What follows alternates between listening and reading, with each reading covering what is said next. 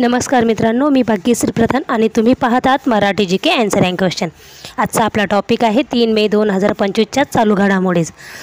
मित्रांनो, तुम्हाला विनंती आहे, तुम्ही जर आपल्या चॅनलवर नवीन असाल तर प्लीज करून आपल्या चॅनलला सबस्क्राइब करून घ्या, कारण आपल्या चॅनलवरती डेली करंट अफेअर्स म्हणजे चालू घडामोडींचे व्हिडिओ येत असतात।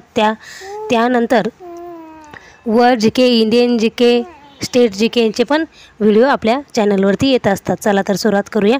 प्रश्न पहिला आहे, world audio visual and entertainment summit 2025चे उद्घाटन कोणाच्या हस्ते झाले आहे? तर याचं बरोबर उत्तर आहे ऑप्शन क्रमांक ए, नरेंद्र मोदी यांच्या हस्ते झाले आहे।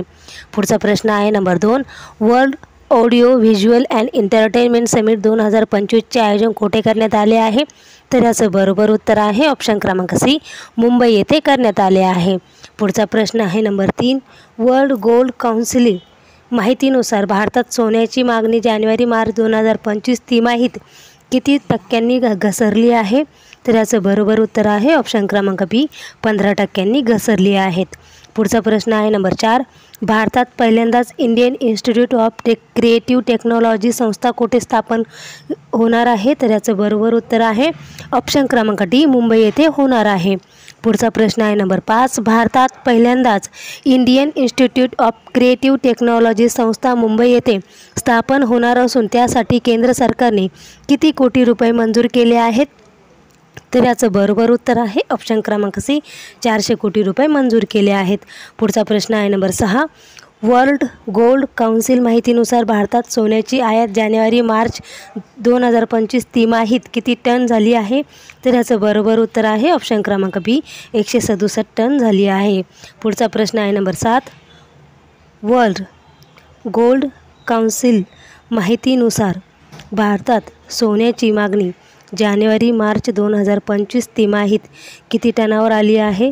तर याचं बरोबर उत्तर आहे ऑप्शन क्रमांक ए, 118.1% आली आहेत। पुढचा प्रश्न आहे नंबर 8, कोणता देश सौर ऊर्जेपासून अंतराळ वीज निर्माण करणार आहे? तर याचं बरोबर उत्तर आहे ऑप्शन क्रमांक डी, जपान हा देश। पुढचा प्रश्न आहे नंबर 9, जपान अंतराळात सौर ऊर्जेपासून वीज निर्माण करण्याचे तंत्रज्ञान विकसित करणार असून त्याला काय नाव देण्यात आले आहे? तर याचं बरोबर उत्तर आहे ऑप्शन क्रमांक बी, ओहिसामा। पुढचा प्रश्न आहे नंबर 10, ओपन सिग्नलच्या 2024मधील डिजिटल रेडिनेस अहवालानुसार देशातील प्रमुख 50 शहरामध्ये मुंबई कितव्या क्रमांकावर आहे? तर याचं बरोबर उत्तर आहे ऑप्शन क्रमांक डी, 28व्या क्रमांकावर आहे। पुढचा प्रश्न आहे नंबर 11, भारताची एकूण वीज निर्मिती क्षमता किती GW आहे? तर याचं बरोबर उत्तर आहे ऑप्शन क्रमांक सी, 470 GW आहे। पुढचा प्रश्न आहे नंबर 12, भारतात एकूण वीज निर्मितीपैकी सर्वाधिक किती टक्के वीज निर्मिती कोळशाच्या आधारे होते? तर याचं बरोबर उत्तर आहे ऑप्शन क्रमांक ए, 47.2% होते। पुढचा प्रश्न आहे नंबर 13, भारतात सूर्यप्रकाशाने निर्माण केल्या जाणाऱ्या विजेचा वाटा किती टक्के आहे? तर याचं बरोबर उत्तर आहे ऑप्शन क्रमांक डी, 21.8% आहे। पुढचा प्रश्न आहे नंबर 14, राष्ट्रीय ई-गव्हर्नन्स परिषद 2025 कुठे घेणार आहे? तर याचं बरोबर उत्तर आहे ऑप्शन क्रमांक बी, विशाखापट्टणम येथे घेण्यात येणार आहे। पुढचा प्रश्न आहे नंबर 15, चिराग शेट्टी आणि सात्विक साईराज रंकारेड्डी यांना मेजर ध्यानचंद खेलरत्न पुरस्काराने सन्मानित करण्यात आले असून ते कोणत्या खेळाशी संबंधित आहे? तर याचं बरोबर उत्तर आहे ऑप्शन क्रमांक ए, बॅडमिंटनशी संबंधित आहे। पुढचा प्रश्न आहे नंबर 16, भारतीय बॉक्सिंगपटू पहिल्या आशियाई 15 आणि 17 वर्षाखालील स्पर्धेत कितवे स्थान पटकावले आहे? तर याचं बरोबर उत्तर आहे ऑप्शन क्रमांक डी, 2रे स्थान पटकावले आहेत। पुढचा प्रश्न आहे नंबर 17, भारतीय बॉक्सिंगपटूंनी पहिल्या आशियाई 15 आणि 17 वर्षाखालील अजिंक्यपद स्पर्धेत किती सुवर्ण पदके जिंकली आहेत? तर याचं बरोबर उत्तर आहे ऑप्शन क्रमांक ए, 15 सुवर्ण पदके जिंकली आहेत। पुढचा प्रश्न आहे नंबर 18, महाराष्ट्र सरकारने सांस्कृतिक वारसा जपण्यासाठी कोठे महाराष्ट्र राज्य सांस्कृतिक भवन आणि संग्रहालय उभारण्याचा निर्णय घेतला आहे? तर याचं बरोबर उत्तर आहे ऑप्शन क्रमांक सी, मुंबई येथे। पुढचा प्रश्न आहे नंबर 19, ज्ञान पोस्ट योजना कोणी सुरू केली आहे? तर याचं बरोबर उत्तर आहे ऑप्शन क्रमांक बी, इंडिया ईस्टने। पुढचा प्रश्न आहे नंबर 20. भारताचा विकास दर चालू आर्थिक वर्षात किती टक्के राहण्याचा अंदाज डिलाइट इंडियाने वर्तविला आहे? तर याचं बरोबर उत्तर आहे ऑप्शन क्रमांक डी, 6.5 ते 6.8 वर्तविला आहे. पुढचा प्रश्न आहे नंबर 21.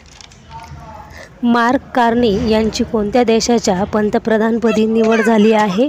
तर याचं बरोबर उत्तर आहे ऑप्शन क्रमांक ए, कॅनडाच्या. पुढचा प्रश्न आहे नंबर 22. आशियाई क्रीडा स्पर्धा 2026मध्ये पहिल्यांदा कोणत्या खेळाडूचा समावेश करण्यात आला आहे?